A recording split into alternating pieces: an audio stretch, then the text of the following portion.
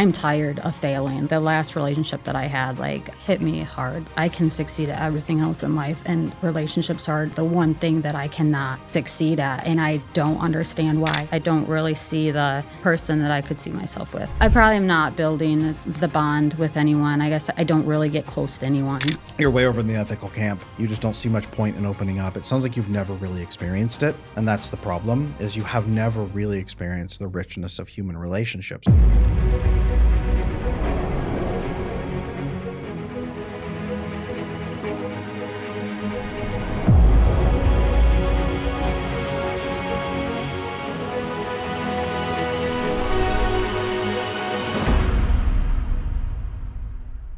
Hey guys, welcome back to I Wish You Knew. I'm your host, Adam Lane Smith. With me today is Emily. We're going to be talking through some of her challenges, probably attachment challenges. I don't know. It's my first time meeting her, and we're going to have a great conversation. I invite you to listen in, drop comments below, ask questions. We are here to talk with you. And today, I'm talking with Emily. Hi, Emily. Hello. Nice to meet you. You too. What is it that's bringing you in here today? I've been watching all of your podcasts, Cool. and just trying to learn a ton, and learn a ton, and learn a ton.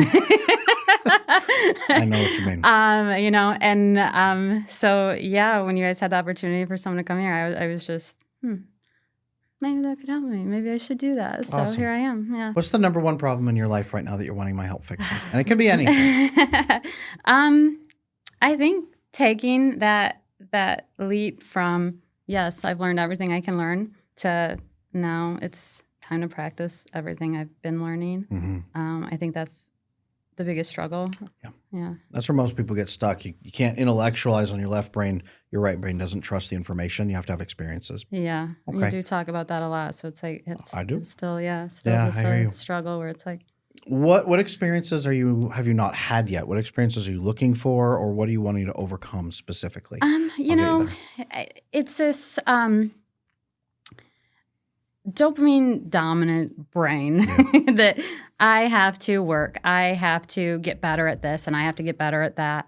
And I don't have time for this, nor do I want to make time for this, because I'm good the way I am. Okay. And so I know that there's more and that there's better with the connections and having people in your life. And I do everything on my own. So I do feel like a lot of burnout. But I absolutely refuse to okay, I know this could help me, but I'm just going to keep doing what I'm doing, because what I'm doing is really working for me, and I'm mostly happy. And I think that that's all anyone could really want, is to be mostly happy. So I'm mostly happy. So that's why I'm do I actually really want to make a sacrifice here to maybe gain something here? And the thought process is there. The action is not happening. Hey guys, just pause for a second. I know that here on this program, we talk a lot about attachment issues and about fixing them and how great that feels. But I know that a lot of you in the comment sections have told me that you feel overwhelmed and intimidated at the idea of trying to go through and fix your attachment challenges. Some of you are in relationships and you don't know how to help your partner repair their attachment, share their feelings, and be more connected to you in a productive and loving way. For those of you out there who are struggling, I want you to know that we offer a special program designed to work with you on a strict schedule, even if you only have an hour a week. The Attachment Repair Program is designed to help us, all of us certified attachment specialists inside the program, walk with you through your journey on a measured step-by-step process for fixing your attachment issues. This is great for individuals or for couples who are wanting to overcome their attachment issues and never be haunted by those problems ever again.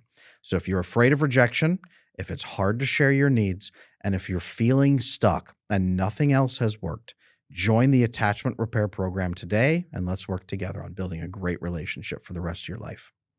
3 questions, and I'll take them in order. Have you identified your starting attachment style so far? No, because I refuse to identify. But Okay. if I were to tell you anything about me, I'm oh, she's really avoidant. Yeah. Interesting. So, Okay. So more avoidant tending. Absolutely, yeah. Any internal inferiority complex, any feeling like I'm not good enough, I'm unworthy of love, anything like that? Or is it more purely like, keep other people out, don't rely on people, don't let them in Yeah, too no, much? I absolutely think that I'm like, deserving of love. Good. But I guess where I struggle maybe is maybe I don't I know I want it, but I don't want it at the same time. Oh, Which I think the trade-off is scares me. okay. Um Weird question. uh But I want to just hear what your answer is. You want it, but don't want it. mhm. Is it, and I understand that, I hear that a lot. Is it that you aren't sure if you're going to get this much and then have to trade this much away to try to get that much? Is that what it is? Yeah, I think with anything there's a give and take, and You're right. I feel like in any relationship, and I guess the fear is that there's more unhealthy relationship than any healthy relationship.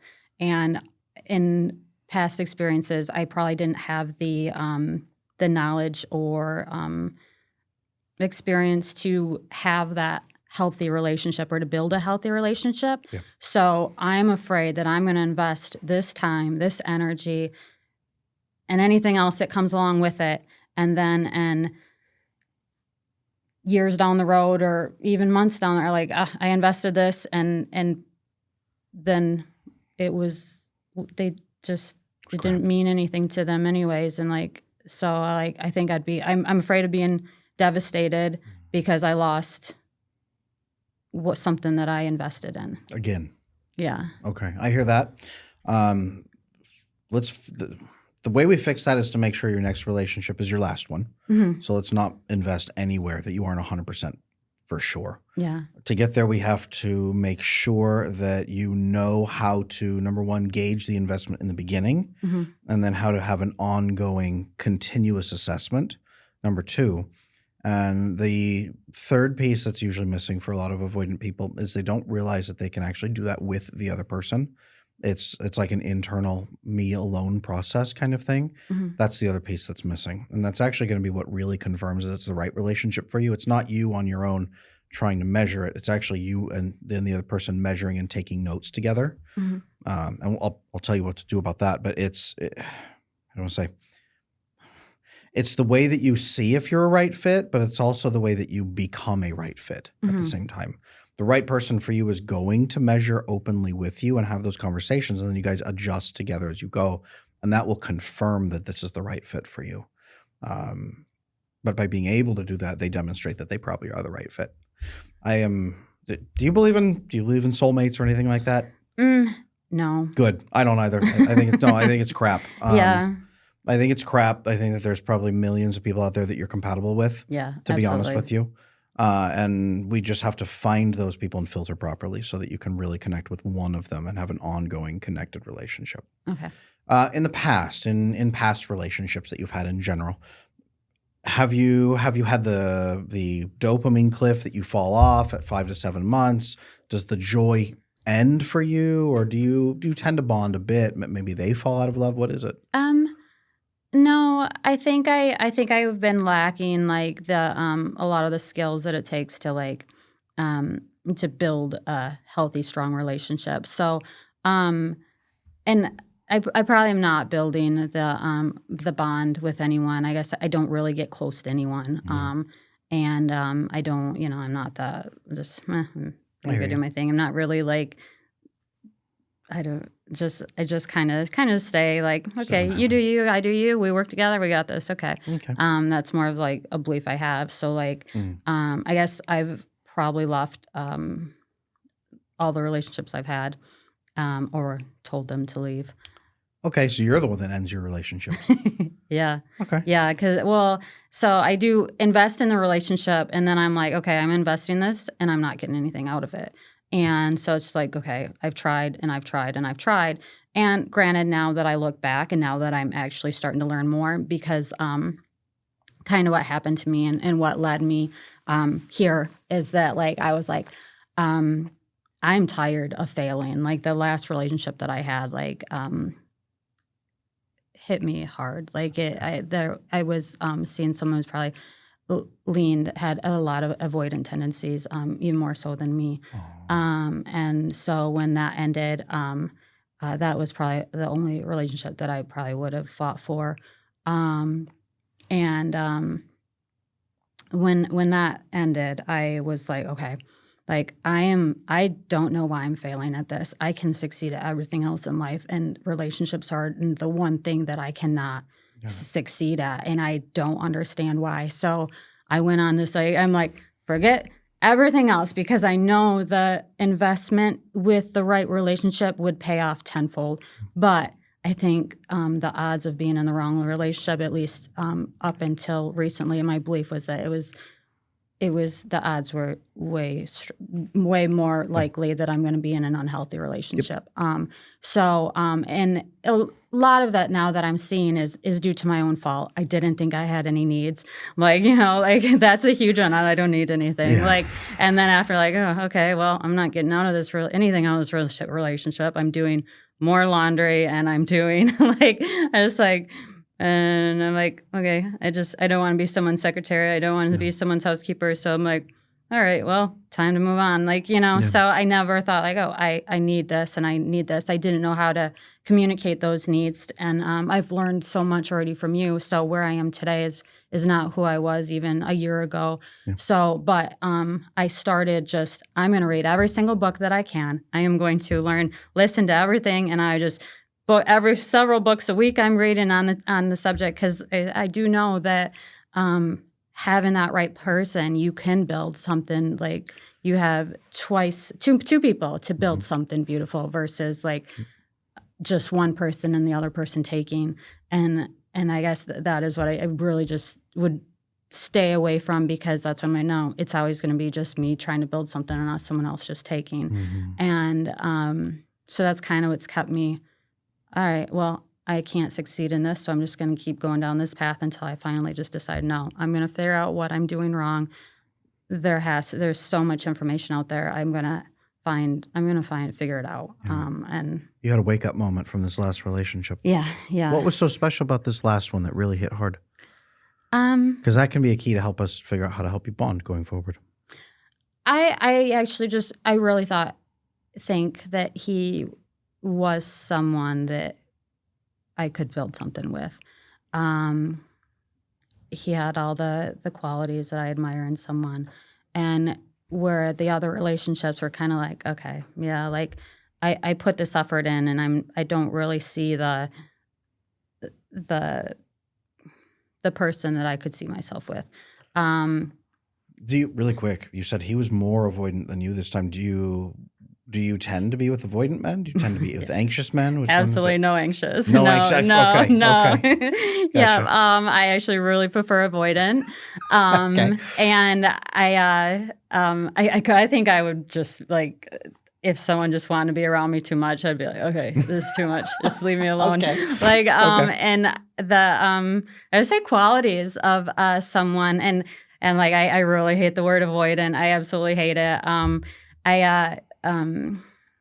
So someone who operates in the dopamine dominant, the part of their brain, they're going to be hard working. They're going to be, they're usually independent. They're going to be intelligent. I'm not saying that other people are not, but usually these are dopamine dominant qualities. So in their qualities that I really admire, they're logical, they're good with money, all these things that I think are these are really good traits. And I really like that in a person. Not the whole, I need this from you and I need that from you. And I really think I think that's unfortunate that avoidant attachment is demonized as much as it is, that people think that it's such a bad thing, when I really do see it as kind of it's a good, not the avoidant attachment, more the dopamine dominant is such a good thing, for me anyways, and not for everyone, because they are the people who are, leading you in the wherever you need in the workforce, in the army, and those are usually your people who are operating in that the dopamine dominant part of their brains. But I do think there's that need for everyone in it. Like sometimes you mention the hunter-gatherer, and you have these people who are the nurturers, and I think there's a role for each person, and some work really, really well together, and they should stay that way. And I think it's more that they need to learn the skills that it takes to be in a relationship. Maybe not nurturing all the time, but hey, you need a pat on the back? Okay, I'll pat you on the back. Like I think that's a good thing. I hear that. You are looking for a man, it sounds like, who's a high-performing man. Yes, he will tend more avoidant. Yes, he will have a lot more masculine traits. We call it almost like a hyper-masculine sort of focus. Avoidant people usually don't want to be called avoidant. They want to be called like survivalists, lone wolves. I hear that. I do. Because it's what it's built for is hardcore survival. And if you're more avoidant yourself, you're going to be looking for a man who's going to augment your safety and survival in that capacity. Yeah. You did say in there that you don't want him to be chasing after you from needs and emotions and feelings, and I hear that, like an anxious person. What do you want to be to an avoidant man? What role do you want in his life? Are you wanting to just kind of be a companion for him on weekends? Are you wanting to be someone who steps more into that feminine role and calms him down in the evenings and rests him and helps him be more productive? What are you looking for? What would be ideal for you? Yeah, I think those sound nice because I do really get burnt out. I'm doing some of these things. Like I do believe in the masculine and feminine. I do want to spend more time cooking and cleaning. Like I do, and I am also mowing the lawn and shoveling the driveway and chopping wood, and I'm just like, by the end of the day, I'm just like, man, it would be nice to have someone that actually contributed in the household. So what would I bring to a relationship is someone who is in that more where that strong masculine. I could still be that feminine. I do want to be the person who they come home to and relax, and they would give me that the ability actually to relax, because I don't feel like I ever get that, because I feel like I am living in this like survival mode all the time. I do have this fear of someone hurting me or like something bad happening. How if this happened, how would I protect myself? And I think to have a man that would be there, I think I could relax more in his presence too. So I think having someone with those strong qualities would allow me to relax more into my own. So, and I think it would make a really, really good fit for him to be able to come home and just, have that quiet, have that nurturing that I am capable of. It's just, I don't have the opportunity to ever give it. It's a luxury, isn't it? Yeah, yeah. You have to be safe enough. The walls have to be high enough. The gate has to be locked. Can't be wolves circling around outside trying to eat you. Yeah. Yeah. Okay. And that's why I think you're seeking out these very, very masculine men who have avoidant traits and dopamine dominance and all of that. I agree. What we're going to need to do is make sure that you're pairing up with high-performing men. And that's really what we'll just push the avoidant thing aside, high-performing men. To pair up with a high-performing man who does at least have the insight about what you can even offer him. That might be part of the problem, and you correct me if I'm wrong, but a lot of these high-performing men, they have no frame of reference for understanding a feminine woman caring for them. They don't know what their needs are beyond like sex, right? Like hot meal and sex, and that's it. Get out of my face. Do my laundry kind of thing. Yeah. The things you've been exhausted by doing in the relationship. They don't usually understand emotional intimacy. That's usually that's the salary that the woman usually wants to be paid, is give me that emotional intimacy and that safety as well. The nice thing about avoidant women and high-performing women is usually you ladies are low drama, very low drama. Right? Because drama's death. So you're not going to bring a lot of drama to the table. Correct me if I'm wrong. Do you bring drama to the table? No. Yeah, usually drama is pointless and stupid. You kick your own butt if you caught yourself doing that generally. A waste of energy. The challenge for most women like this, and let's talk about this, is up front on dates. These women are usually more closed off on the first few dates and a little more hesitant in letting the man kind of ask the questions, and then being a little more guarded with her answers. Has that been something that you kind of do on first dates? Are you more guarded? I'm not really sure. I don't go on a lot of dates. Okay. So I don't know that maybe I am, but I do think a lot of people probably just assume I'm not interested, but Yeah. probably I'm not interested. So I don't know. I don't Interesting. know. Okay. Well, where do you usually meet the men that you date? I don't date. You don't date. Okay. No. Where have you met the men that you have been in relationships with? How have you met those men? Are they friends of friends? Are they? No, I've been on a dating app, so I met someone through there. Okay. And then I think, the last before that was work, and both two from work. Yep. A lot of women date through their workplace because it's where you are all the time. Yeah. It's your social circle. Yeah. So, Okay. So that's about it. Okay. Another one that women often date through is like their community or their friends. Do you have a good friend network? A lot of women like this don't. I have friends. I don't usually do a lot because I got a lot to do. Yep. But I have friends. I haven't met anyone through friends. Okay. Do your friends know you? Do they really know yourself? Or does everyone know just a little bit so that no one can put it all together and use it against you? No, I think they do. I think there's a lot of very superficial. And I'll tell you, like, some of the most tragic things that have ever happened to me, nobody knows. Like, I'll never tell anyone any of those things. And maybe they'll find out. And At your funeral. yeah, maybe something like that. But yeah. Okay.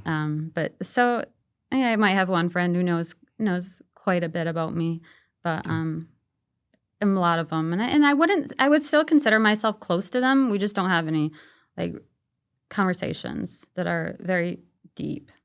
It's like, hey, let's go do something fun. Okay, let's go do this. In what way is that close then? I'm curious. It's probably close for you from a frame of reference, but why would you say close? I mean, I don't know. I guess I never really thought about it. I feel close to them. I feel like Does that mean you trust them? Yeah. Is that maybe what we're saying? Yeah, Okay. I do trust them. How far do you trust them? It depends on what I would be asking of them. Okay. So, I mean. Would you trust them to not use things against you if they knew things against you about you? Yeah, I trust them in that. Would you trust them not to reject you if they learned things about you or not pity you? Yeah, I do. Would you trust them to be fair and balanced in a transaction with you? Yes. Okay. If they could get away with taking from you, would you trust them not to do that? Yeah, I trust them not to take from me. You trust them ethically? Okay. Yeah. Then what has made you hold back on sharing things with them? I just don't see the need. I just don't purpose. know what the point would be. Like, they got their own things that they got going on. And I don't really. I can handle things on my own, and I guess I don't feel the need. Like, I'm not going to talk about anything that's. This happened to me horrible. It's kind of like. No point in crying about it. I mean, it's like anything that's been bad in my life. It's always like, well, here's the bright side of this, So it's like, well, that sucks, but I'll get stronger from it. So, gotcha. Okay. Do you think they would describe you as close to them? I don't know. Okay. That would be an interesting. If I give you some homework, that would actually be an interesting task just to go through. But I'd be curious to see because that might be. Well, let me ask a couple more questions before I just make blanket statements. Mm-hmm. Is it okay if I just very gently, briefly touch on maybe family and ask? Because I know it's touchy.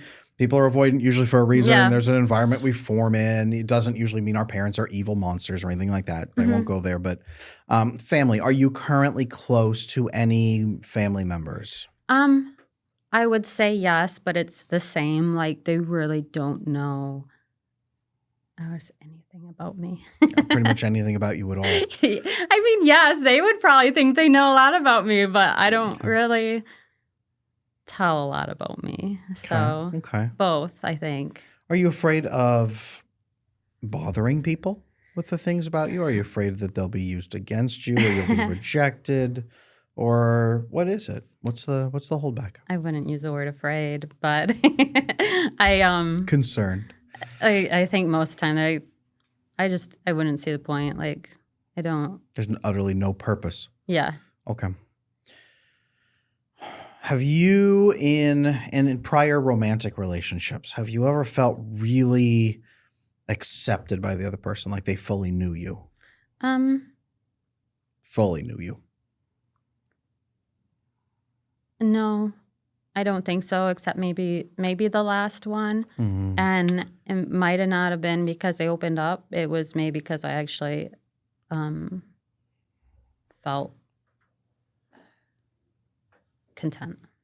Oh, content. Like Yeah, and I don't safe? know. No. Not safe. Okay. No, I just felt like um I don't know. I really don't. That's okay. No, that's okay. Yeah, you might have I don't know. You're no. I'm gonna lay it out. I see it. So we're digging something and on something really good. Was it maybe when you were with that person? Was there like a warm sensation in your chest? Did it feel? Did you feel relaxed in their presence? Did it feel like you weren't scanning for threats? Did it feel like Yeah. you could tell them more than you normally would? Yeah, I did. I trusted them in a way that they could. I knew that their feelings were real even if they never expressed them. And so it was like this unspoken Mhm. feeling. Yep. But I never felt it's at the same I never felt just like not worried in a way, but I felt like maybe they knew who I was without me ever saying anything. Okay. And I don't really understand why. I just think there was this deeper connection where nothing had to be spoken. Understood. Understood loud and clear. Okay. I've got some ideas. I'm gonna bring them up here in a second. Last question with that one. You earlier you said I thought, and then you corrected and said I think Mhm. that that could be the right person for you. What made you think that that was the right person for you? Um, because they did have those qualities that think like I don't want to talk in that thought because I Past still tense. do believe that any determination of a person I stand by it most of the time. So like I don't usually have a lot of regret in a lot of the decisions I make because I do Yep. think them through thoroughly. Yep. So if I thought something, I'm thinking it currently, or I still have that belief. So if I think they're a good person, then I think they're a good person. Yeah. Okay. I hear that. What was it that broke you guys up in that relationship? And just briefly, I'm sure we want to protect Um, their privacy and everything. I hear that. I couldn't really tell you. I just don't know. I think there was, I he was a little more had those strong avoidant tendencies, Mhm. and I think he was afraid of being too. I'm just telling you what I think, so Yeah, I no, really please, don't know please, the by all means. truth. I can tell you exactly what happened, and it doesn't really make a lot of sense to me. Okay. Um, How far were you guys in the relationship when it ended? Was it 7 months, 12 months? Yeah, it was on and off all too many It was times to on and even off too know many times. how Okay. long it was. I think to see if we had gotten it probably was right around that mark. Okay. Yeah, it was probably around that 7 mark. to 12, somewhere in there. Yeah, but it was on and off, like I said. Mhm. So, but yeah. Hey guys, just pause for a second. I know that here on this program, we talk a lot about attachment issues and about fixing them and how great that feels. But I know that a lot of you in the comment sections have told me that you feel overwhelmed and intimidated at the idea of trying to go through and fix your attachment challenges. Some of you are in relationships and you don't know how to help your partner repair their attachment, share their feelings, and be more connected to you in a productive and loving way. For those of you out there who are struggling, I want you to know that we offer a special program designed to work with you on a strict schedule, even if you only have an hour a week. The Attachment Repair Program is designed to help us, all of us certified attachment specialists inside the program, walk with you through your journey on a measured step-by-step process for fixing your attachment issues. This is great for individuals or for couples who are wanting to overcome their attachment issues and never be haunted by those problems ever again. So if you're afraid of rejection, if it's hard to share your needs, And if you're feeling stuck and nothing else has worked, join the attachment repair program today, and let's work together on building a great relationship for the rest of your life. The problem with two avoidant people is that there's not the glue that's supposed to be holding you guys together, so that you'll reach the end of the dopamine at 5 to 7 months, and then it'll be off and on and off and on, and maybe we should break up. Okay, well, no, maybe we shouldn't. Okay. And kind of like back and forth. Was it that, or was it more turbulent and more fighting? Was there yelling? Was it anything like that? Fighting. It was not fighting. No fighting. No, it was kind of like, okay, it was silence. Like, okay, I can tell something's wrong. And all right, you're gone. Okay. Oh, okay. Yeah, the double avoidant thing. There's very little glue holding them together. That's the problem. I mean, I think I was a little frustrated, and when I'm frustrated, I'd probably just look out the window. It's like, okay, I don't know what to say. I don't know how to respond, so I'm just going to look out the window. And I think he tried talking to me, and interesting. And then he left. And then he just didn't come back. Okay. And how long has it been since you guys were split? Almost a year. A year now. Okay. Okay. Do you guys still talk at all? No. No? Okay. Is that a relationship you would want to try to rekindle, or are you looking forward to something else? Just so I know where you're looking. I mean, there's still a lot of love there. But whether, like, I feel like I did do everything that I could. I did reach out after he left. I said it was not a fight. It was like we had plans to go do something. The plans didn't work out. And it wasn't my fault. It was nobody's fault. The plans didn't work out. We were supposed to go shooting. And my parents end up, we're on our way over to help you do this. And I was like, shoot, I'm supposed to go shooting. But, and that was that. And it was like, it wasn't a fight. It was just like, okay, I was just like, all right, I don't know what to say. Like, my parents are on their way over. I can't go right now. Okay. And say, okay, well. So understood. Yeah. So it's kind of, I reached out afterwards, and what did he do? He responded, but he didn't want to see me. So I was like, okay. Okay. Was it a forceful no, thank you? Was it blocking? Was it just, hey, you know what, thank you, but I'm not interested right now? No, I think he might have been, but I just think he wasn't ready. I think I did send him one of your videos. I told him, like, I found this really interesting way that could be very beneficial. I don't remember one of your ways of speaking, and I really love the ways that you have to speak. I think I just really connect with those, and I do enjoy them. He responded. I was like, would you like to hear it? He said, yes, you can send it to me. And then I sent it to him, and then I waited a few days. And I said, it's been a little while, so I don't remember exactly. But, I asked him, he's like, well, I don't know. And then, okay, well, I don't know how many times I'm going to keep reaching out to you. So Understood. Understood. Okay. Are you ready for what I think? Yeah. Okay, here we go. I think that you have not had oxytocin bonding through the course of your life. And this is pretty common for avoidant people. In childhood, for whatever reason, for a variety of reasons it can be. Sometimes it's really hurtful behaviors from parents. Sometimes it's just absence from parents. Sometimes parents have trauma. Sometimes, they're both working themselves to death 18 hours a week and you don't see them. You're raised by a nanny. I've had plenty of those. But for whatever reason in childhood, a person does not get the oxytocin bonding that they need. And their brain begins to block that and thinks other people are arbitrary, that they're not to be trusted. I can't reach out. There's no point in opening up and connecting to people. There's a variety of things that we can do. And we can build ethical avoidant where we just believe other people there's no point to these relationships or opening up.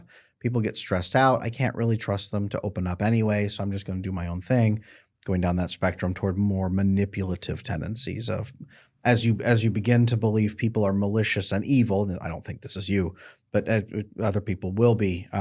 They think that other people are evil, and they accrue more manipulative tendencies because they can say, well, you would do worse to me if you had the chance.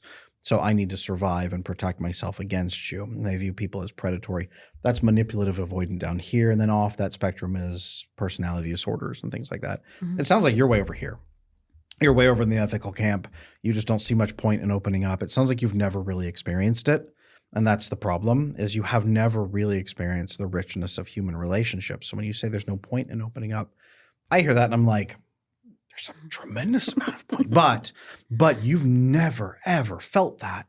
And until this most recent relationship with this person, it sounds like to me what happened was, and this happens a lot, you got out avoided by an avoidant, and they helped you feel cared for. They helped you feel seen, visible, loved in some ways, and that started a release of oxytocin in you. When I said the word safe, I probably miscalculated. Avoidant people don't like that word safe because nothing is ever safe. But what happens is your sympathetic nervous system comes down in their presence. And you said it yourself earlier, a masculine man, they hold that frame so that you can be feminine inside of it. What that means is your sympathetic nervous system comes down, and then your oxytocin receptors, they're usually blocked like this. They're blocked. Instead, they open up, and you can start to release oxytocin and bond with another person. It's that warm feeling in the chest, but it's also feeling seen, feeling accepted by that person, feeling known by that person, and it's okay. Feeling like you don't stop worrying, but maybe you worry a little less. Maybe you sleep a little deeper. Maybe you just long for their presence. Oxytocin makes us feel compulsively affectionate. We want to give affection. We want to receive that affection as well. So we will, even a year later, still have that feeling. And for the average secure person, they grow up with so much oxytocin from both parents and then from grandma and grandpa and aunts and uncles and siblings, and then they build it into friendship, and they're known by their friends. And when something happens to them, they go and they seek connection with humans, because then they say, well, this happened to me and I'm not collapsing, but this happened. This was a painful experience. I am in pain. And the community comes around them and says, well, we still love you. And they come close to them and nurture them, and it releases oxytocin in the brain, which reduces pain, physical and emotional. It releases then, as oxytocin goes up, GABA. It's released, gamma-aminobutyric acid, which suppresses cortisol. So that person now, if they had a spike of cortisol and pain and stress, it gets crushed, and they actually feel in their nervous system, and their body actually calms down, and they become more resilient. This prevents things like PTSD from forming. Trauma doesn't really form into long-term behavior pattern or fear. Your nervous system is calmed and say, I don't have to feel scared because my group is taking care of me, and you feel safe. And then they help you sometimes solve problems or solve residual issues, or help you make sure it never happens again. So you're now safer in the future and more protected. So the purpose biochemically is to suppress cortisol, reassure that the pain will be less, and then actually make a plan to make sure that that avenue of getting hurt is actually blocked off. So you become, through life, more and more protected, not insulated, but more and more protected with the community, if that makes sense. Does this make sense so far? Yeah. And the biochemical markers that are there make you feel warm and snuggly and happy, and then it releases serotonin, so you feel that contentment. Like you said, you feel that deep, rich contentment, and you got a taste of it. It sounds like about this big. Yeah. Usually it's about this much, right? And it's just this overwhelming flood of it. So when you say, like, I don't know the point, that's fine. No judgment at all. Most avoidant people have never felt the point at all. But that is the point. That is the point for you, and that's that richness. So is this tracking so far? Does this make sense? Yeah, I think actually that does make sense, because with him being more avoidant, I think that's why I was able to like relax into his presence a little more, because I felt like he probably took some of that responsibility of my stress away, where I could just really relax in with him, and I felt that. Yeah, I felt just that content, not that. And quite frankly, that's a man's job. Yeah. That is a man's job, is to provide that safety and stability for you. Someone along the line, many people have not provided that for you, but that is a man's job. So number one, there's our first criteria. Don't ever, ever, ever invest in a relationship where a man isn't minimum providing that for you ever again. Number one.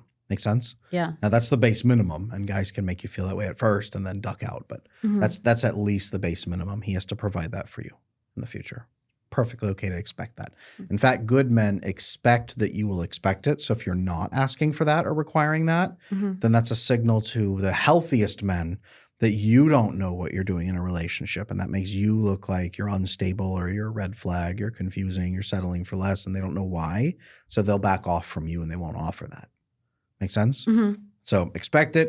You don't have, I don't say demand, but don't settle for anything less. Let them know, let people know that that's what you're looking for. Okay. Number one.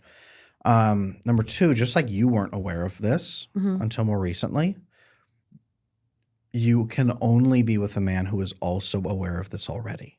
You can't be with a man that you're going to have to go out and try to educate him and be like, well, there's this nervous system and here's the parasympathetic. Like, watch this video of Adam. Now watch these 10,000 extra videos from Adam. Now, like you shouldn't have to go rescue a man and convince him that you have value before you do that. That's, what is that? In sales terms, that's called cold audience.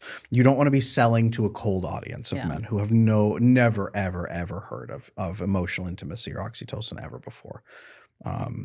That's you're going to spend the next 50 years trying to convince some guy that's not going to work. Yeah. Instead, we need to go to what's called a warm audience. You need men who at least have some awareness that this exists already. I have hundreds or thousands of avoidant men flooding in right now that are learning this and growing. So there's a lot of men that have this awareness already. They just need some awareness. Okay. So you want to be selling this properly to a man who says, look, I want a woman who comes in who works with me to, he's not going to say safe, but works with me to build this kind of a connected relationship. I actually want the connection. He may not know the words yet, but connected, calm, peace, right? Did the man most recently that you were with, did he say he wanted peace? Did he use that at all? That's usually the word that more enlightened men will use. I think the best compliment he gave me was, I'm too dependent on you and it scares me. And I was like, what? That tells me you were doing your job in the relationship, the feminine job, very well. Yeah. So, and I did take that as a compliment. It kind of confused me, but when he said that, I was like, oh. Do you know what he meant now? Now, yeah. And now I look back, I'm like, okay, yeah. That means inside relationships, you do some things very, very well. You're doing your job inside of them. You're helping his nervous system come down. Avoidant women, again, low drama. Avoidant women, you come in, he doesn't have to be guarded and scared about you, and you're not going to jump at him and tackle him to the ground and cry and demand, a pony and a new car and everything. You're gonna work with him, so his nervous system will calm down in your presence. It's really initiating that parasympathetic nervous system, which you're going to have to be in to really draw him and invite him into that. You're going to have to spend more time in your parasympathetic nervous system with him. Higher oxytocin bonding, higher GABA, higher serotonin. There's ways we can help you get there now, actually, before you're with him. But you're going to have to be there so that you can pull him into that more, if that makes sense. The more that you're in it, the more you can pull him in. Now, we need a man who's not going to be resistant against that. Yeah. I think I have a strong, and I learned oxytocin phobia from you, and I have a very, very strong oxytocin phobia where someone's even like, so when you say, like, what's the point in sharing with people, I actually wonder if it's even a little bit more than that. Like, that's terrifying. Even if people did accept you, it would be probably scary. No, I don't feel that way. I really just feel like, like the worst things that have ever happened, I'm just like, it's either that's life or like I need to do this anyways, like so dissociation from pain, and then you just muscle through. That's the avoidant brain is for that. Yeah. And I think that's a great quality. So like, why would I need to talk to anyone about something horrible that happened? It was like, I got this. Like, I'm pretty strong. I'm resilient, and I got this. So I really don't want that to change about me. When I speak of the oxytocin phobia, I'm more like, you're sitting too close to me. You want to touch me. Like, I don't trust you. What are you doing? Did that activate with him? Did you have that with him? Or did you want the closeness? No. Well, I think it was just close enough. I didn't change completely. I did actually flip a little bit anxious, or at least I think I did. And again, that's why I was like, I don't know that I have an attachment, because I was like, I kind of thought that I could have been anxious because I was like, no. I cried. Yep. like I It's like the oxytocin. yeah. That's the oxytocin. So you get the oxytocin, and it is highly addictive. It's already in you, and you already have an addiction to it. You needed it. You biochemically need it. Mice need it. Wolves need it. Chimps need it. Humans need it. It's something you need. You can survive shorter term without it. Your life quality and expectancy does go down. So let's fix it so you don't die young. But it is a biochemical need, and you're now aware of it. You can't turn it off now once you've activated it. Yeah. That's just why a year later, you're still remembering him, and you're still like, that would be nice. That's good thoughts. Good thoughts. That's what that is I would like more of that in the future. Perfectly natural. Now, it will make you feel vulnerable to that person. And the research is really clear on this, that if you have it with one person only, your fear level goes up. You actually get more like, I'm too dependent on you. That's what he was saying. I'm too dependent on you. I only have oxytocin with you. It makes me feel scared. It makes me feel vulnerable. It makes me feel, if something bad happened to you, I would actually be sad, and that's unacceptable in a survival circumstance. But, if you ever chose to use it against me, or if you went weird on me and you weaponized it, I would be vulnerable to you. Or if maybe I'd get distracted at a moment where I can't afford to be distracted, what the hell is happening to me? That's what he's saying. The research is clear that when you have oxytocin bonding with multiple people, the research seems to suggest 3 is optimal, 2 is okay, 3 is best. Which is why I asked about family and friends. You're gonna need to have this with family and friends. You're gonna have to diversify that so that you don't, number one, go out starving for oxytocin and go dating. It's like going grocery shopping while you're hungry. You're gonna need to have some oxytocin with 1 or 2 family members or friends. Friends is okay. If your family is not okay, selectively friends is okay too. But we're going to have to get you there. Okay. So if you were to build that oxytocin bonding with a friend, because I don't know it in any other way other than a romantic relationship. So yeah, I talk to my friend. I don't really need to open up to them about anything. You don't need to unless you want to build oxytocin you want to build oxytocin, improve your immune system, improve your bonding hormones, improve your neurotransmitters, and then have a successful romantic relationship. You're going to have 2 good friends if you want a successful romance down the road. You're going to have to. So with friends, it's opening up about... Good question. It does not have to be traumatic pain in the past. That actually, sometimes that can be pointless. Yeah. This is not, I'm not going to say, okay, Emily, go home, pick a friend, take them out for drinks, and cry for 6 hours. Absolutely not. That is pointless. Like, who is this? Here's what it is, though. We need them to know you currently, and we need you to receive your brain. And it's going to sound like foofy flower language, so forgive me. But your brain needs to know that these people see you. They accept you currently as you are. They're not going to turn against you. They're not going to try to change you by force.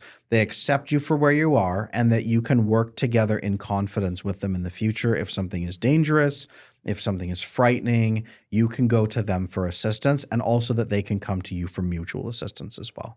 That needs to be on the table, but we need to remove any variables that might make you feel like, well, but if they knew this thing, or if they knew this other thing, or if they heard this thing, or we need to remove that piece. And that's what the oxytocin kind of is for, is removing that, so that you say, if I had a need, they would come to my aid and assist me, be out of affection, out of kindness, out of warmth.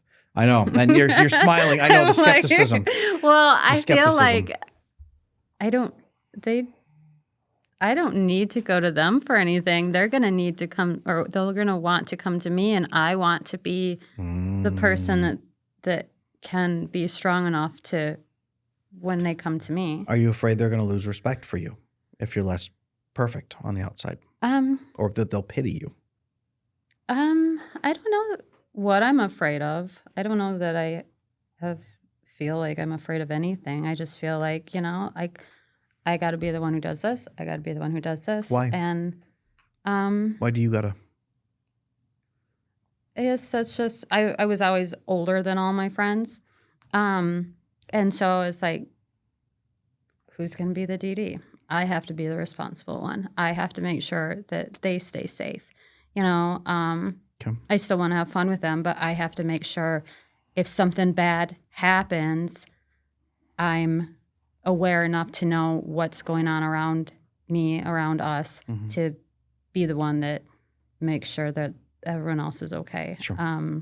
And I guess like I'm okay with that because I feel like I'm good at it, and I don't mind that. And then maybe they are able to relax a little more and enjoy. Okay. Like, and I say use drinking as an example because I think of that Okay. often, where it's like, oh, you gotta be careful. I want to ask you two things then. Is it okay if I dig on this a little Yeah. bit? Okay. So there's something called reciprocity in human relationships. We need reciprocal relationships, that we are not a charity case. We can't be overgiving because we get resentful, but if we're undergiving, we actually start feeling very uncomfortable. And healthy, secure people and avoidant people actually as well, interestingly, it makes their skin crawl to be perceived as a charity case. They don't want it. Now, the unhealthiest people are totally fine with it being unbalanced in their favor, and they're very comfortable with it. So if you build relationships that are very, very non-reciprocal, like that, where you're giving and you're the strong one and everyone else can put upon you in that way, but you don't reciprocate that to them and allow them to give to you, the mostly people you're going to pull in is going to be the unhealthy people that want it unbalanced in their favor. And the healthiest people are actually going to pull back. So when I asked earlier, do you think they would call you close? They might say, well, she's really kind to me, but there's a wall and I don't know how to get in there. I don't know if we're close or not. I don't know what she thinks of me. We signal trust to people by opening up to them. We signal confidence in them by opening up to them. And when we close off like that, we either signal disinterest or lack of trust. And the signal that's sent is, I don't trust you. I don't accept you. I don't think that you're okay for me, so I will keep you out. That might be what you might be accidentally sending that signal to people. If you were in a situation where someone was always the strong one for you, always the smart one, always had the answers, always was holding everything down, but never opened up to you about their challenges ever, and it was one-sided in your favor continuously, how comfortable would you feel? I really try to accept everyone, so it's like, Sure. like But how comfortable would you feel if you were always being given to by that person and you never knew what they wanted in return ever? I guess I've never put myself in that situation. Right. And why not? What if you didn't know their motives at all? Is their motives for Being that kind to you. I wouldn't let them. Right. Yeah. Right.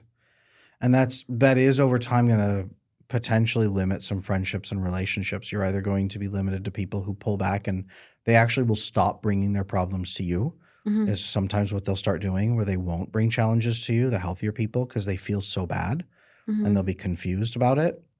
Or the unhealthy people will bring all their problems to you and dump on you, so that you get a lot of drama in your life.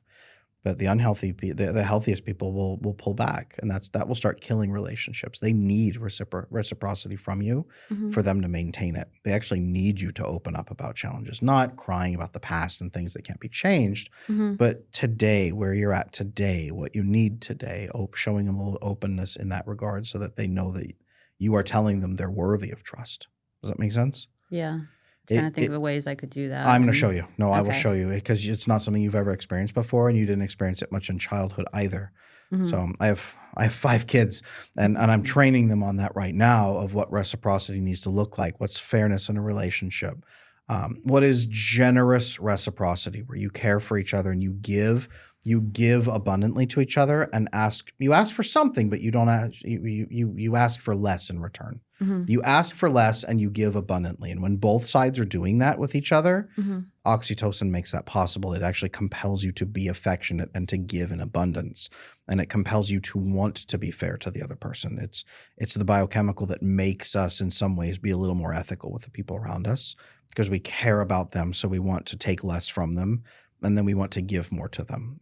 Even to the point that they've done interesting studies where they take dads with their newborns and they measure how affectionate and playing they are with the newborns before. Then they squirt oxytocin up half the dad's nose and then measure it afterward. And the dads are way more caring and playful and interactive after the oxytocin. It makes you be affectionate to the other person. So we want to inspire this in other people. in the right people, and then we want to inspire it in you for those right people because they're waiting for that signal from you. And if you're not doing some of that with them, the message is, I don't like you. I'm not really into this thing. You're close. You'll say, yeah, we're close. And they're like, she thinks we're close? That's all. I'm glad. But I responded back to their text. Yes, we're close. She barely responds to my texts ever. I don't know. We're pretty close. I don't even know what food she likes to eat. But I'm glad she thinks we're close. That scares me when someone knows that they remembered how I like my coffee. See? I'm like, then I start to feel like a bad person because I don't remember I don't remember this stuff about them. Interesting. Yeah. Interesting. Why does that make you a bad person? Because I think I do have really good people in my life and they want to do nice things for me. Okay. And they do remember those things and you shoot them if they try? I've really been practicing this. So I'm not really good at this either because it's like, oh, you want to hang out? Okay, well, you can hang out with me if you really want to, but I'll be working while we're hanging out. Mm-hmm. And I feel guilty because it's like I'm not being a good friend. Or they'll help me with something. So I do let people help me as I'm working on it. Okay.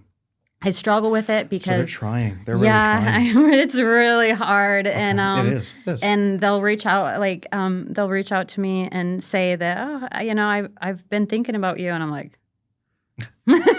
why? Yeah. Which of my organs are you trying to take? Yeah. Like, is there something wrong with me? Why are you thinking about me? Like, this is going to have to be fixed for you to be in a relationship. And you're going to have to practice it on lower difficulties with friends instead of jumping into a romantic relationship. Because number one, what you're going to do is jump into a relationship with a man who doesn't want to give to you and doesn't understand emotional intimacy. Mm-hmm. And then you're going to jump in and try to be struggling through this with him, and he's not going to know what signals you're sending. But the biggest thing I'm hearing is that you don't know how to collaborate with other people to actually work on this together. So the biggest thing with avoidant people, survivalists, sorry. The biggest thing with survivalists is they do exactly what you're doing. Like, you want to hang out with me, and then they start running a calculation in their head. They go inward. Instead of openly kind of talking it through, they go inward and say, you want to hang out with me, but I have a lot of work to do. I'm going to have to be working. You're going to think that I'm upset at you, or I'm going to be a bad friend, so I'm disrespecting you, so maybe I should just shut this down and not meet with you. And then the only thing they verbalize out loud is, not today, sorry. And then the other person has said, hey, can we hang out? Not today, sorry. And that's all they hear over and over and over and over and over.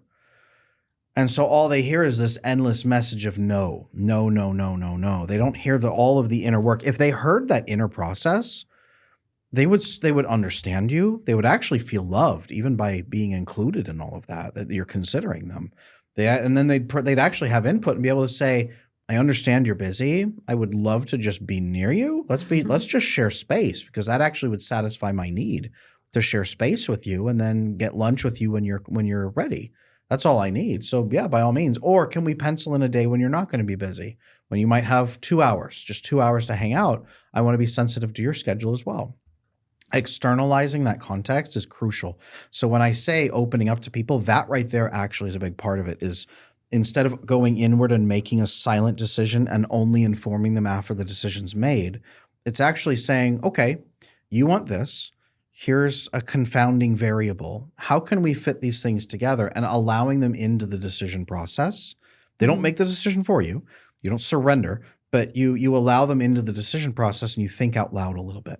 Does that make sense? Yeah, actually, I couldn't agree more with it. Like, I'm always calculating in my head, like, well, if I give up this time for this time, and then even though I enjoy my time with my friends, that means my to-do list is going to get longer. And it's not that I can't, and I should prioritize them. I know that. Like, I know some of the things on my to-do list I put on my to-do list that I could, but I'd struggle with taking off my to-do list because I have a lot of priorities and I'm not prioritizing them.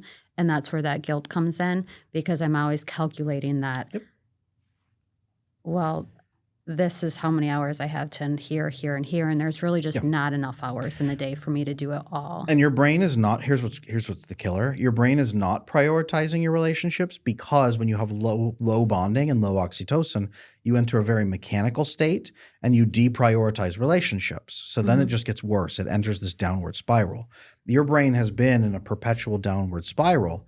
To get that fixed, we actually need to bond you with those people and connect you. And it will actually be easier because then your brain will prioritize those relationships, which might even sound scary because then you're like, well, then I'm just going to drop everything in my life and I just become a social person. My life is ruined. No, it's you will properly prioritize it. But the best people in your life will say, please balance our friendship so that your life is good. And if I can facilitate you in your life in some way and then help you prioritize me as a friend by helping balance, then I win and you win. So let's take care of it together. Building those mutual arrangements is actually what allows you a huge range of additional options you didn't have before. It allows you tons of resources. It allows you help. And they feel gratitude that they have been allowed to help you. Now they don't feel like a charity case. They don't feel like you've pitied them. They don't feel like they're sucking you dry. They don't feel bad, and they can with confidence now ask you for things and then give to you. The more I give to you, the more I can ask from you, and in an open, transparent kind of way, right? Does that make sense? Yeah. So I could say something like, I'd really love to hang out with you. I have this and this to do. Yes. Is there any way that we could do this? Exactly. Exactly. Okay. No, that's exactly. Hey, that whole thought process you just described to me. Hey, you know what? I get really busy. I deprioritize relationships, and then I feel guilty about that. And I really care about my friends. Actually, that right there would be a great conversation to go to a friend and have proactively. And that I could do because I usually it's doing stuff, and I know I lose people that. Hey, let's go do this. Hey, let's go do this. And it's just like, it's not that I don't want to go do those things. And I think eventually they fall off because they don't want to ask again. Yeah. And sometimes I'll be like, I got this, and this to do. And that'll be my response. Yep. And then they'll just say, okay. And then I'm like, well, why didn't they offer to help me? And then we could have gone into, even though it's my responsibility to do that. But it's like, hey, you need to do this. I need to do this. Let's both do this. And then we go have fun. The best way I've been able to describe this is when we were kids, we were in school and our teacher in third grade was teaching us math. And my teachers would yell at me all the time because I'd do the math in my head and then I'd just write down the number. And they'd say, Adam, show your work. And I'd say, why? I can just do it. And I'll never forget, I had an amazing teacher in fifth grade. His name was Mr. Courtney. And he said, Adam, he finally explained it to me in a way that made sense. He said, Adam, when you do it in your head and you give me the right answer means nothing. It means nothing because I don't know if you guessed and just got it right. Maybe you guessed on all of these and got it right somehow. Maybe you don't know how to do it. You just guessed. Maybe you sort of know how to do it, but you're going to get messed up. You got lucky. Maybe you copied off of somebody. He said, I have no idea. When you show your work, it actually shows me how you're thinking. And then as your teacher, I can correct your thinking, but I can also verify that your thinking is correct and that you can do that. Then I can predict that you're doing right.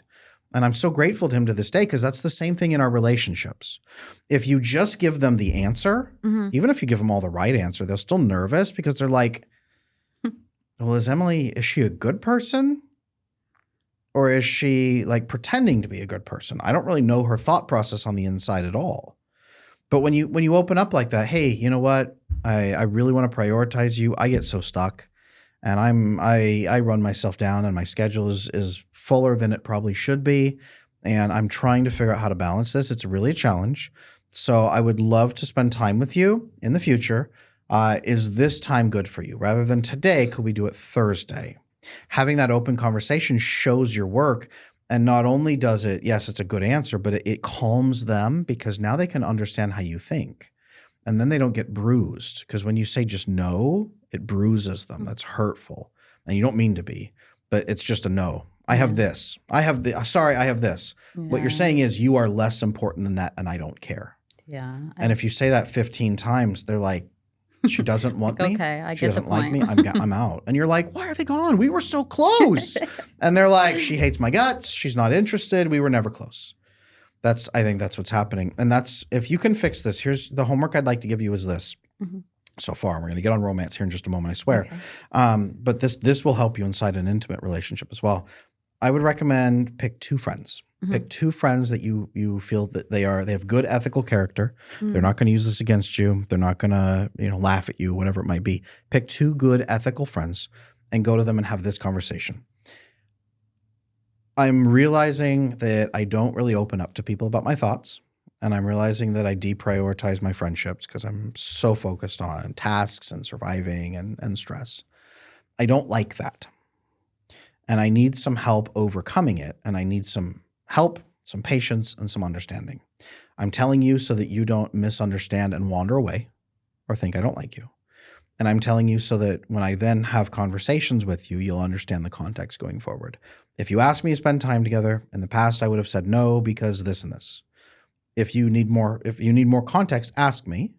If you want me to make a shift, you're welcome to ask me. And if I'm kind of distant and you don't know what's going on, ask me questions. I'm also, from my side, going to be trying to make more effort to explain more, to open up more, to give you more options, to let you know I am busy, but I can do this. Can we do this for our friendship so that we don't lose each other? And you might be cringing right now thinking about this. No, I Sounds like good? it. I never thought of it as an option. I thought I just have to work harder so that I have more free time. That's the And trap. That's what's going to kill you in every yeah. relationship is that. And when you get into romance, that's exactly it too. When you're frustrated and you just look out the window and you're like, that's you saying, I can't work with this man. I'm going to do this. And I can't work with him. Yeah. Inside relationships, he will be the right man for you when he tries to work with you on these things. That is the biggest signal. Okay. Something will go wrong or something will be off and he will come to you and say, there's a challenge and I want to work on it with you. And he's going to take his own side and say, this is what I need to do. And here is what I need from you during this process. Can we do this together? That will be the right man for you. Okay. When I say there's millions of them who can do this, that's that. Now, to signal to him in advance of this that you're the right woman for him, you need to be doing that with him during the dating process, during the early conversations. Hey, you know what? I'm really sorry. I'm going to be 5 minutes late. Is that okay for you? Can we agree to move it? Instead of, well, I'm going to show up 5 minutes late and apologize and I'm going to, I'll offer to buy his dinner. Or, hey, I'm going to be 5 minutes late, hope that's okay, right? Like, hey, I'm going to do this. This is a challenge. Or, hey, I want a long-term committed relationship. Is that what you want too? Being that open and in conversations, laying things openly on the table and being calm, collaborative. If you find yourself trying to make a decision on the inside without his input, that's where you're failing the relationship. If he's making decisions silently on the inside without open and communicating with you and getting input, he's failing in the relationship. Does that make sense? Yeah. That's the avoidant trap right there. Okay. That's the signal that he's going to be right for you. And if that's what you guys are doing, hey, there's a problem. And before I make a decision, I want to bring this to you and get your input. Here's my thoughts. Here's this. Here's this. What are you seeing from your side? What are your thoughts? What's a good decision for us to make together? That's any 2 human beings who do that can pretty much make a relationship work. And that's the magic. Does that make sense? Yeah. You're not going to be able to do that if you just try to jump into a relationship and do that. The pressure will be too high. You need to practice that with friends first. As you practice that with friends, your oxytocin will go up. Your demeanor is going to change. You're going to be a little more bubbly on dates, a little more relaxed. You're actually going to start asking more questions on dates. And those questions you ask are going to be signaling to him that you're a person who asks questions, which is good because avoidant people don't ask questions unless it's like, I need crucial data.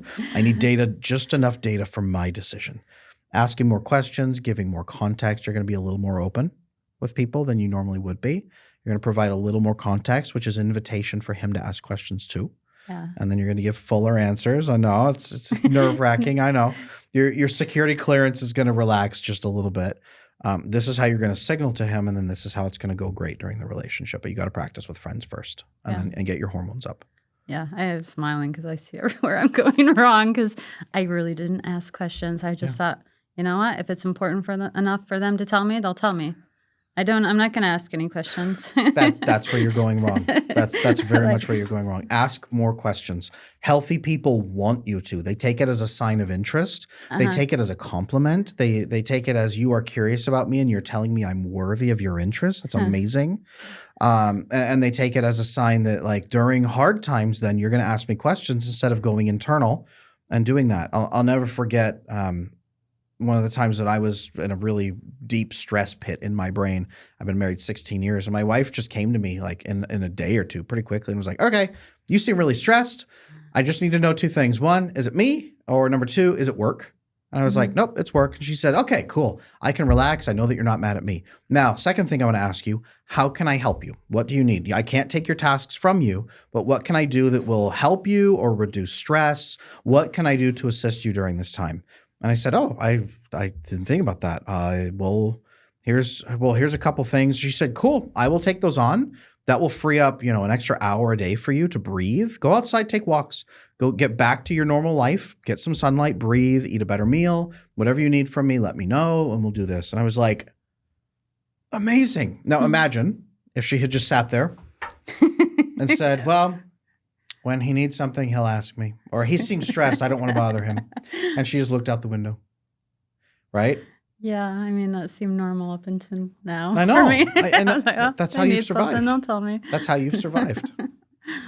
That's how you've survived. Is this making sense? Yeah, it makes a lot of sense. Start by asking your friends for help with this. You can actually ask your friends for help fixing the friendships. Does that make sense? Yeah. Relationships should be collaborative like that. In the future, when you have a boyfriend, you can actually say, third or fourth date, you could say, I just want you to know, in the past, I have tended to kind of go internal and try to fix things on my own. And I don't want to do that, right? You don't have to go into grueling detail. I don't want to do that anymore.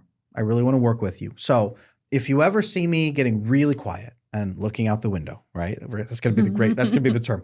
If you see me getting quiet and looking out the window, or I'm stressed, but I'm not talking about it, please just ask me. And that will jog me, and that will remind me that I'm supposed to be talking, and then I want to. And from that point on, it's my responsibility. Then I will talk more, and I'll ask you more questions. But please just be my spotter, right? It's at the gym, if you're lifting heavy weights, you got a spotter so you don't on your throat. Be my spotter. And then you say, what do you need me to be your spotter for? What relationship behaviors do you want to keep an eye out for so that we don't accidentally screw anything up? And he'll say, oh, you know what? I do that too. I overthink. I get in my head. If you ever see me overthinking, and women always do, if you ever see me overthinking, women spot this a mile away, and I'm in my head and I'm buzzing, call me out and let me know that I'm in my head. Ask me some questions and kind of just let me know that let me know it's getting a little much. And then you should. Make sense? That's how you as a feminine partner can also really guard him and spot him. Women are very hyper attuned to those emotions that man is feeling. I'm sure you knew when that man was stressed out, right? But you could probably smell it and detect it in the air before he even knew it. Yeah. Letting him know, just like my wife does for me, letting him know, buddy, you're stressed.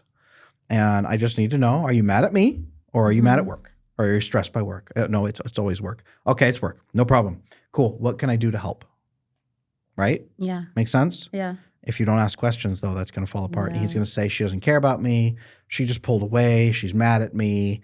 Or she doesn't even really care. When I get stressed, she's not there for me. Or you're going to get really nervous and anxious and be like circling around like, what's up, babe? How you doing? Like anxious people do. That's gonna turn you to that anxious approach where you're just like poking and prodding, and stressed people don't like to be poked and prodded. You don't. No. Okay, cool. Ask for help with your friends. Do that with two friends. Start moving forward like that. And then every time, what's great is you're going to, when you have that conversation, what's amazing is your cortisol level is going to go up. You're going to be, right now, you're like, yeah, that sounds good, Adam. And then after this, in an hour or two, you're going to be like, that man's an idiot. Like, I'm not going to do that. That's going to ruin everything. It will. And your cortisol will go up, and you're going to be like, kind of nervous to have the talk, and you're going to think of all kind of reasons not to have those conversations with your friends. And you're going to do it anyway because you sound tough, which is awesome. I like that. You're going to do it. And you're going to get through it, and you're going to release a flood of oxytocin and serotonin into your brain at the same time. And at that moment, you're going to go, oh, that's why Adam wanted me to do this. Because you're going to feel cared for, accepted, loved, all those gross feelings words that we use. You're going to feel those things, and it's going to feel pretty good. And then what's really special is as you go forward and you do that with your friends and they say, hey, can we hang out? And you go, oh yeah, the thing. And you're going to say, well, I would, and you say, I would really love to hang out with you. And, not even about, and I have all these other things on my plate. I'm not sure how to balance it, but I do want to see you. Do you have any ideas of how we could balance that out? Could we meet for 45 minutes and that's all I've got? Is that okay? That's really all I've got to offer you today, but I would love to give that to you. Or should we wait till Thursday when we have 2 hours? Or what's comfortable for you? Showing your work out loud. When you do that, you're going to be a little nervous, and then they're going to respond, yeah, 45 minutes would be great. Or, hey, you know what? If you're stressed today, I don't want to put stress on you. Let's wait for Thursday. That's great. And you're going to go, wow, they worked with me. And your brain will release more oxytocin and some vasopressin and serotonin as well, and some dopamine. You're going to get all of it, and it's going to start feeling good.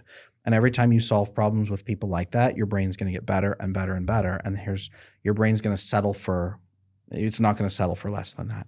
You're not going to get into relationships that are cold and isolated anymore. You're not going to do that because you're going to be like, well, dang, I don't want my boyfriend to be more distant than like these two friends. Like I want him to be like closer and more communicative and more connected so that we can solve problems.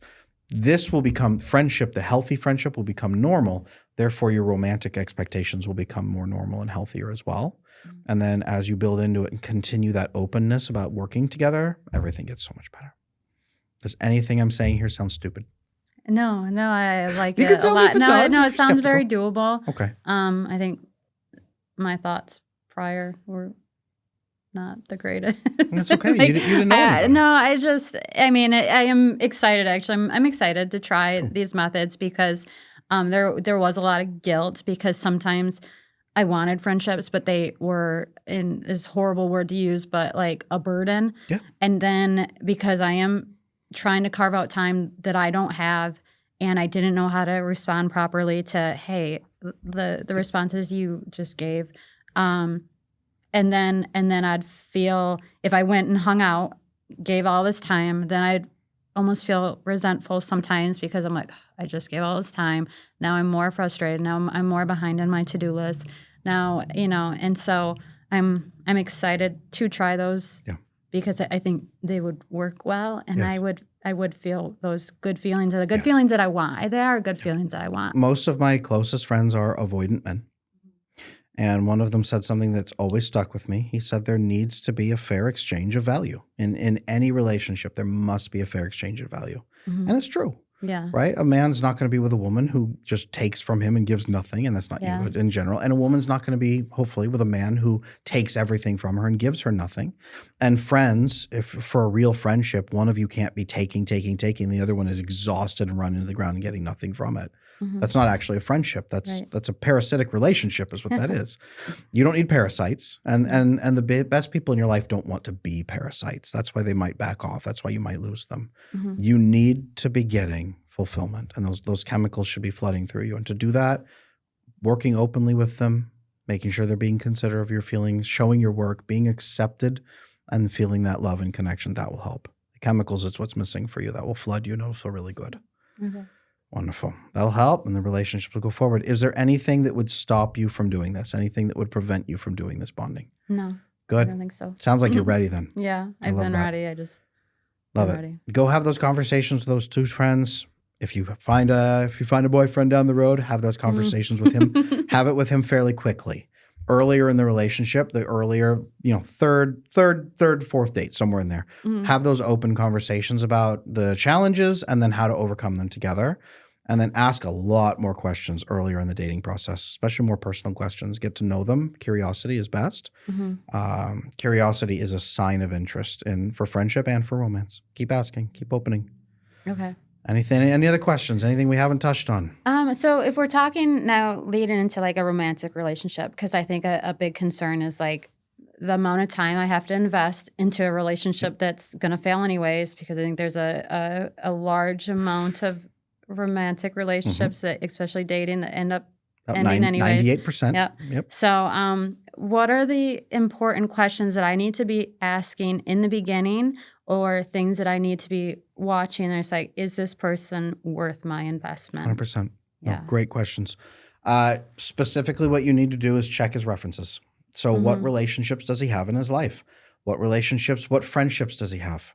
A really great question that I encourage women to ask men is, who holds you accountable in your life? Who holds you accountable, or who helps you be your best self? That's a really important question. Who helps keep you honest is another good question. Who's helping you grow is a good question in his life. Who is most important to you? Ask about his relationships. If he has nobody, He's like, I don't have any friends. Yeah, I was raised by my mom and now she's dead. Yeah, I don't really like talking to people. My last relationship was like 8 years ago, and since then it's been nothing but one night stands. Probably not the right move for you. If he says, hey, you know what? I've got this great buddy that I meet for coffee every Saturday, and we check in with each other and we hold each other accountable. We laugh at each other and yell at each other, but we make each other be good. I have this men's group I'm a part of. I have my sister. She's amazing. I have these relationships. I have my son or my daughter I check in with. It's so wonderful. We really connect. I used to be much more disconnected from people, and I've really learned the value of those relationships. So I pour myself into them. These are good answers. Okay. So check his references, ask about his relationships. It's the number one thing I can tell you. Number one. Number two, asking him, how do you resolve problems in relationships? Asking him that, frankly, honest. Yeah, exactly. I just worried these questions would rule me out too. No, well, and they might. Yeah. So right now, today, maybe. Yeah. But you're going to start making differences with your friends. So how do you resolve issues? Well, I talk to the other person about it, and I let them know what's going on with me, and I let them know that they're important, and then we work together to find a solution so that we can spend time together. That's going to be your answer as of tomorrow or whenever you do the homework. Your answer changes. Yeah. Right? Yeah. My answer 6 months ago would be like, what issues? There are no issues here, right? Everything's Don't ever great. ask me that again. It's already changing. So Yeah. if you don't like the gaps in your resume, that's a really great thing to look at and change. Yeah. I don't like those gaps in my resume, so I'm going to have to answer this. To get the right man for you, you have to be the right woman. Yeah. Make sense? Yeah. That's what I'm working towards. He's going to check your resume. You're going to check his resume. And then you start having those conversations. Hey, how do you handle it when you have a disagreement with somebody? That is a great second date question. How do you handle it when you have a disagreement with somebody? How do you handle it when somebody needs something that is inconvenient for you? What do you do?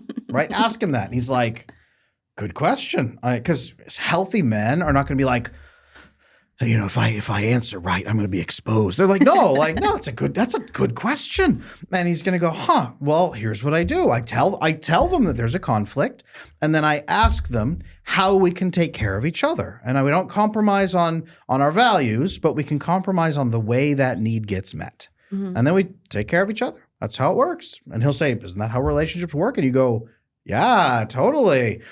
And you will mean it because you have that with your friends. Practice it with friends. That's your resume, your references. Get there with him. Other questions to ask him. Here's a good one. Why have your past relationships not worked out? Really great question for like a third date as you get really deeper in. And yes, he will ask you the same thing. And you will say, in the past, when there was a problem, I tended to look out the window. I didn't know what to do, so I would overthink. I'd try to solve it myself. I hate it. I've promised I will never do that again. So if I overthink things, hey, you call me out immediately because that's something I am really working to resolve. And then he could say, yeah, no, same thing. I overthink things as well. A lot of people do. Here's been mine. Look to see if he starts blaming his exes significantly, or look to see if he's just like, oh, I don't know, it just didn't work out. It just wasn't the fuzzy magic. Or is he like, you know what? In the past, here were some challenges I had. Here are steps I've already been taking to resolve it, right? Look for that. That's going to indicate that, yes, he's probably avoidant, but he's enlightened, he's educated, he's insightful, and he's making those changes. Now he understands the difference. So look for those relationship components. Does he understand what oxytocin feels like? Does he understand what bonding feels like, right? Why have things not worked out? No, a lot of it was my fault. Because I selected wrong and then I acted wrong. And yes, they had their challenges, understood, but I'm not going to complain about my ex. Here's where I'm doing differently. These are the questions to start asking. Yes, they're really personal. A good man is going to love that you're asking these questions because it means that you're serious about the relationship. Unhealthy men don't want you to ask these questions because it means that you're exposing them. Okay? It's one or the other. You can only attract healthy men or unhealthy men. You cannot appease both. Right now, you're attracting unhealthy ones by making it too easy and not asking any questions. Make sense? Yeah. That's it. Well, great question. Kind of not attracting anyone. Not attracting anybody. Stay the hell out. Yeah, correct. Yeah, snipers are posted. There's razor wire. Right. But that's honestly, that's a reaction because you haven't known how to talk to people properly. You're trying to make sure you don't get hurt, which is understandable. Cool. Any other questions? That was a good one. I don't. Feeling good right now? Yeah. I threw a lot A at lot you. there. That's Yeah, okay. that's a lot. Yeah, things will occur to you as you move forward. That's natural. Mhm. You know my email. You're welcome to reach out to me and contact me. Maybe I'll drag you on again for an update or something like that. But go for now. Do your homework. Go talk to your friends and start building that with them. And one last piece. Mhm. I want to pitch this to you. After you've done it a couple times, this won't occur to you, so I'm going to say it. You can actually ask them if this is a good change. You can actually say, hey, you know that change we've made where we're talking? How's this relationship feeling from your side? Was that a good change or what? You can actually ask them how things are going and what they would prefer. And that doesn't mean you're enslaved to their answer, but you can actually ask them, is there anything else that needs to change in our relationship? Anything else that you've noticed that I'm off on? Anywhere else that I seem kind of cold? Anywhere else that you would want to know more about me? And you could say, I'm kind of cautious to like tell you too much or anybody or bother anybody. But is there anything from your side that you would want? You can even ask them. I think we're pretty close from my side, but I just want to get a feel for you. Do you think that we are also close, or is there a lot of division between us that I don't see? Mhm. You can actually ask those questions. And yes, Okay. those sound needy, but asking them from a solution-focused approach, give context. I would love for us to have the best relationship. You actually are a really good friend to me, and I want to protect this relationship. So can you tell me from your side, are things where you want them to be, or is Mhm. there anything that's off? Mhm. You can actually ask that. You can ask it friendship. You can actually ask it in a romantic relationship. I encourage couples to have a once a week check-in where they say, hey, here's where things are feeling from my side. It's feeling pretty good. Is everything good from your side, or are you seeing anything that we need to adjust this week? Mhm. And that is an ongoing continuous improvement in a relationship that's very proactive as well. Solution focused, not needy, but very, very productive. Yeah, I do. I'm worried that things might take away from a productivity and Mhm. not like relationships. When I say things, will take away from productivity in life. And I guess that's something that fear is probably the biggest fear. The fear of taken away from where I can be more productive. Yep. And I know you've mentioned in other videos that you've made that will actually increase productivity. I still have a hard time believing I that. know. I know.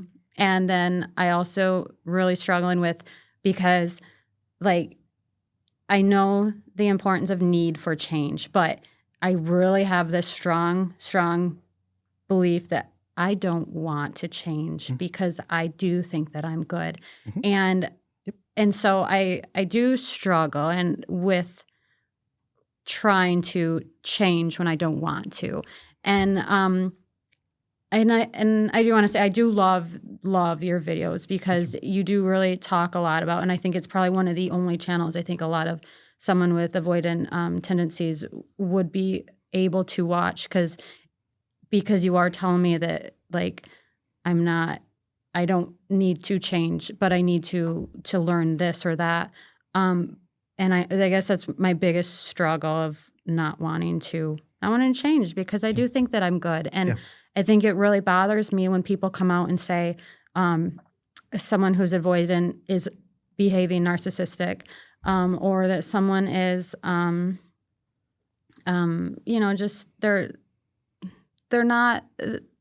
I'm not trying to change anyone else, and that I'm not trying to someone who is more anxious. Like I see their value. They're going to make sure that like I have a comfortable home and good things to eat, and so when someone comes at me and says you need to change, I think that's when the walls come up, and I'm just like, absolutely not. Like I'm worried that that's going to be a big hurdle in the future, and not that anyone comes up to me and says that, or has said that, but I perceive them as saying that Yeah. anytime that they will want something. Okay. Let's address this one last piece because this is big. No, this is not about changing you because you're right. You have great features that we want. The research is pretty clear that avoidant tendencies are actually very helpful for the group once we unify that caregiving, that risk focus, that awareness. All of that is crucial. We don't want to take that away. We want to optimize you and give you the best version of yourself. Right now, you're not the best version of yourself because, like you came in here, you said you're burned out. Mhm. You're running on fumes. You're tired. You're stressed all the time. That's where you're non-optimized. So it's almost like a nutritional deficiency. You're not getting enough iron. You're not getting enough sunlight. You're not getting enough calcium. You're grinding yourself down. That's the oxytocin missing, the serotonin missing, the vasopressin from your relationships. So as we do these changes, yes, it requires some investment. It's just like fixing a nutritional difficulty, where you're like, wow, I feel so much better than I did before. And you're more productive. The pain is going away. Everything feels so much lighter. And then you become like, you're amazed at how much energy you have. And then your productivity goes up. That's why that happens. You're just in a non-optimized state right now. That's survival, but it's not a thriving state. It's not even a productive state. You're operating at maybe 40% capacity, what you can do. The goal here is to get you up to 80 or 90% capacity of what you can do, to double that productivity and to make your quality of life higher during that process, to make your exhaustion so much lower, your rest goes higher, your satisfaction is higher. We do not want to take away the traits that make you amazing. We don't. Yeah. And you won't lose those. You'll actually be more optimized, more content, and more fulfilled. And it will feel better. I know it sounds like I'm promising a pony, but it feels like that, I know, but it will get so significantly better, and you have to feel it to really understand it. So dip your toes in, even small amounts with friends, see what it feels like. See if you want to continue those changes. See if you want to grow. It will freak you out at first, just like the gentleman who's like, I rely on you too much. It will freak out a little bit, but it will feel very good as you go on. Track your productivity, track your mental state, track your exhaustion, track your burnout, track all of those things and see them improve over time. And the last piece is the best person for you will not want you to change. They're going to say, no, don't change. But yes, optimize, be healthier, live longer, be more content. What can I do to enhance you so that you can bring your best parts of yourself into this relationship? They will not want you to change. Never, never, never. Make sense? Yeah, that's cool. important. And if you ever feel like someone wants you to change, ask, are you asking me to change? Ask them that. Collaborate with them on that. Okay. If they say yes, nope. If they say no, I want to help bring out the best version of you, see if that's really what they want. Work with them on that and see if they're asking you that for your sake or for their own sake. Have those conversations. You can only determine that through questions. Okay. Make sense? Yeah, a lot. Yeah. Wonderful. All right. I am here when you need help. Please, please, please drop me a line. Maybe I'll have you come back for an update, but Thank you. you've got a lot of homework. Go do it. Your relationships are about to change. I'm excited for you. I'm excited to try. Wonderful. Everybody at home, thank you so much for following along with us. I know this has been amazing. So many of you out there, a lot of our audience, you've been asking us, do avoidant women exist? And then there's been an abundance of avoidant women in the comments saying, I know I exist. I know this is my experience, but I don't know if I'm the only one. I hope this has helped you feel not alone. I hope this has helped you feel maybe that you're acceptable. Maybe that nobody out there is going to hit you with a stick when you say, you know what? I don't want to talk about those mushy feelings. I don't want to do all that stuff, but I know I'm missing something. A lot of you guys out there are husbands to avoidant women. I hope this has helped you understand how to care for her needs, how to be patient with her, how to be more loving, and maybe how to have some of these conversations so that you can build together. Remember that I'm here to help. I would love to see you in the comments, hear from you. Please like, comment, subscribe, support the channel, support the podcast, and I'll see you on the next episode.